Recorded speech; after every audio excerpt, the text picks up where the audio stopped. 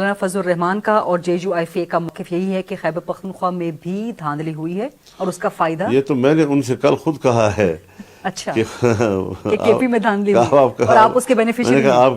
آپ کی مہربانی آپ تشریف لائے ہیں، دھاندلی تو یقیناً ہوئی ہے، یہ ہمارا موقف ہے، لیکن آپ تو کہتے ہیں کہ دھاندلی ہوئی ہے اور ہم کہتے ہیں کہ دھاندلی تو آپ کے لیے ہوئی ہے.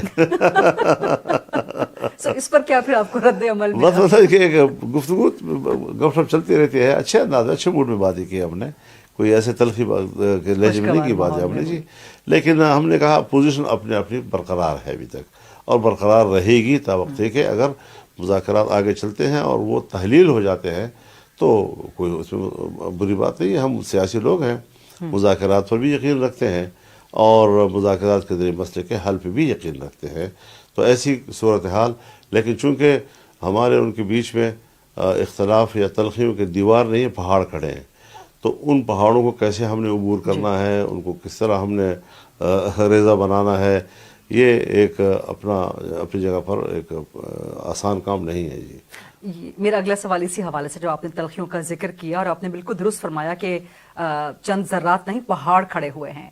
آپ نے بڑا اعلیٰ ظرفی کا، بڑی سیاسی رواداری کا مظاہرہ کیا اور آپ نے اپنے گھر پر ان کو جو ہے وہ دعوت دی، لیکن کیا آپ نے معاف کر دیا یا بھلائے جا سکتے ہیں یا معاف کیے جا سکتے ہیں جو گفتگو کی گئی آپ کے بارے میں، خود عمران خان کی طرف سے بھی، پاکستان تحریک انصاف کی طرف سے، جو اجازت دیجیے گا مجھے، جو القابات کہے گئے، کیا آپ معاف کر دو دیں، چیزیں بھلا ہیں، سکتے ہیں؟ ایک ہے اختلاف کسی موضوع پہ، کسی مسئلے پہ ہمارا ایک دعویٰ ہوگا، ہمارا ایک موقف ہوگا. جی.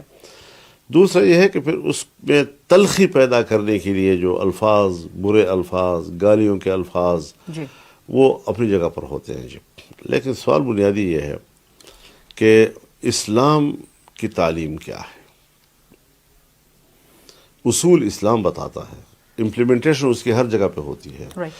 جب اسلام پہلے آیا تو کفار نے کیا کچھ نہیں کیا تھا، ابو سفیان نے کیا کچھ نہیں کیا تھا، خالد بن ولید نے کیا کچھ نہیں کیا تھا، لیکن آپ نے فرمایا کہ اسلام میں جو کوئی آ جاتا ہے تو پچھلی ساری چیزیں منہدم ہو جاتی ہیں، ختم ہو جاتی ہیں جی. اب یہ ایک اصول طے ہو گیا. درست. اگر ہمارے موضوعات پر جس پہ اختلاف رائے تھا وہ طے ہو جاتی ہیں تو باقی چیزیں تو پھر اس کے تابع ہیں. یعنی میں آپ سے اختلاف کروں گا تو اس کے اوپر کوئی جملہ کسوں گا نا، ورنہ جملہ کسنے کی کیا ضرورت ہوگی جی. آپ اگر میرے سے اختلاف کریں گے تو آپ میرے خلاف کوئی ایک دو چار الفاظ زیادہ کہیں گے نا جی، تو ورنہ اس کی کیا ضرورت ہوگی. لیکن اگر نفس مسئلہ ہی حل ہوتا ہے تو پھر میں ذاتی ناراضگی کو جو ہے پھر مقاصد پر ترجیح نہیں دوں گا جی. یہ بڑی بات آپ نے کی ہے کہ ذاتی ناراضگی کو مقاصد پر ترجیح نہیں دیں گے، تو ذاتی